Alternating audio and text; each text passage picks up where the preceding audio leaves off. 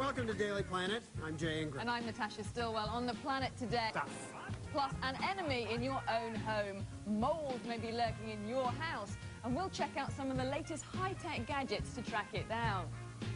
And speaking of impressive but musty relics, mold can be a problem for decaying mummies, but it's also a problem for those of us in the land of the living. In fact, for many, it leads to a litany of health complaints. But it turns out the latest technology, and man's best friend, can go a long way to sniffing out the problem. Whether we like it or not, molds are all around us. Sometimes they grow white hair on our vegetables, but we also eat them. After all, molds, fungus, mushrooms, same thing. However, molds can be very dangerous to human health, and 80% of them produce no odors, and their spores are invisible. And that means you could be living with these microtoxins. What should you do? You should call in a certified microbial expert. Hey, hi Frank. Hi Jay. Nice to see you. Nice Come to on meet in. you. Thank you. Come on in. Frank Haverkate is president of Haverkate and Associates. He is a mold hunter. Welcome, Frank. Thank you. Before we talk about how you do it, can you give me a sense of what you might find in a mold hunt? Sure. Well, first of all, molds are all around us. They're in the outdoor environment, but there's a huge difference between molds you would find outdoors and molds you would find in a building that has a mold issue. Typically, when we do these investigations and we find a mold growth source, they tend to be the species that you would normally not find in any great concentration outside. As far as what you would see, you could see some black spotting on a wall. It could even be green or red in color. You really need to get it under a microscope to figure out if it's a species with toxins. And you mentioned toxins. What sorts of effects on human health can they have? Well, again, it depends on what species you have and to what concentration. There are molds out there that are fairly harmless, and there are some that people with allergies or immunocompromised individuals or the very young or the elderly might react to. And then there are some that have some pretty serious mycotoxins that you can get some serious diseases from. Such as? Well, I mean, the automycosis is an ear infection. You can get bleeding of the lungs. You can get cancer. You can get organ malfunctions. There's a lot of, you can get lesions. So it's a serious issue. Now, what sort of circumstances allow molds to get into a house where they normally wouldn't be?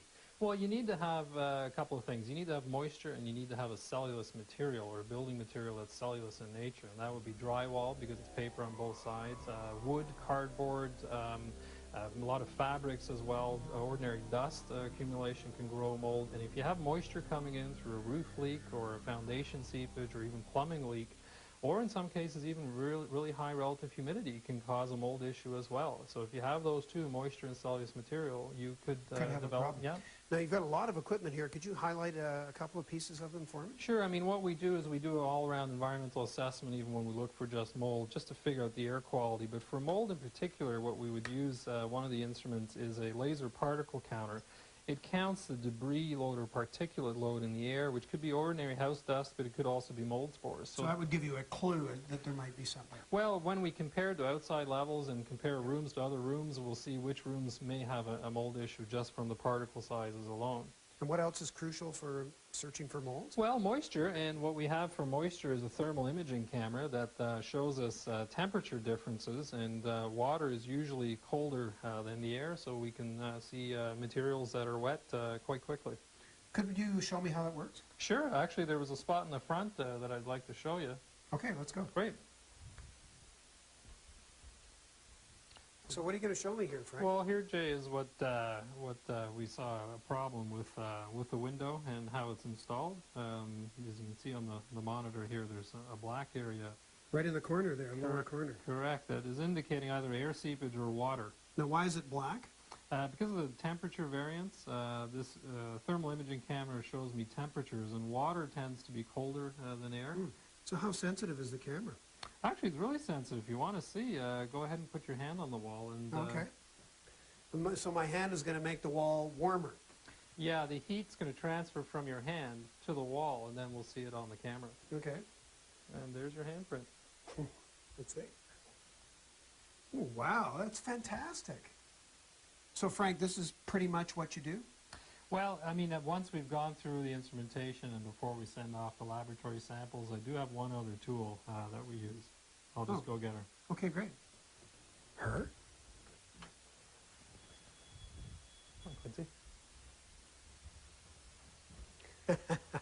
Hey, Frank, who's this? This is Quincy. Hey, She's Canada's Quincy. first certified mold detection dog. Wow, so what does she do? Well, she's a very valuable tool when we do these building investigations. She's trained like a bomber drug dog, but for mold.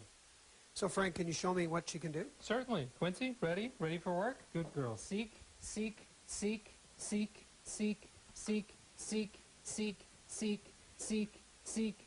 Good girl. What did you find? Show me. Show me again. Show me again. Good girl. So what did she find, Frank? Well, actually, she seemed alert to this cabinet. Let's see what we have in the cabinet. Oh, she found the mold that we hid in the cabinet. Oh, so it wasn't real mold contamination. Not in this You case. put it there. Now, how sensitive is her nose? Actually, canines can detect down to parts per trillion. There aren't too many instruments out there that can go that low. So is it possible that all your other technology might not detect mold, but she could? It's quite possible because there's so little bit of it here. Laboratory samples probably wouldn't have picked it up either, but she did alert to a possible source area. Now, Frank, you told me, though, that mold is dangerous to human health, at least. Is she not running a risk? With detection dogs, they don't ingest any spores. They actually, when they identify, they purge it out of their nostrils. So that's the first thing. The second is she would not come into a building where we would have to wear respirators for our own safety. So if it's safe for us, then she can come in. And she comes in at the end once I've gone through all the instrumentation, so she's quite safe. Should everyone have this kind of assessment done in their home? Well, I mean, it might not result in a mold assessment or laboratory sampling, but certainly I think the starting point in every house should be an environmental assessment to see, you know, if you have chemical levels, dust levels, sewer gases. Mold may be a problem, but at least if you have an environmental assessment done and you know what the air quality is like, you can do certain things about it to improve the air quality. Well, thanks a lot, Frank. Oh, you're very welcome. Frank Thank you. Haverkate and Quincy are with Haverkate and Associates. You can find them at moulddog.ca.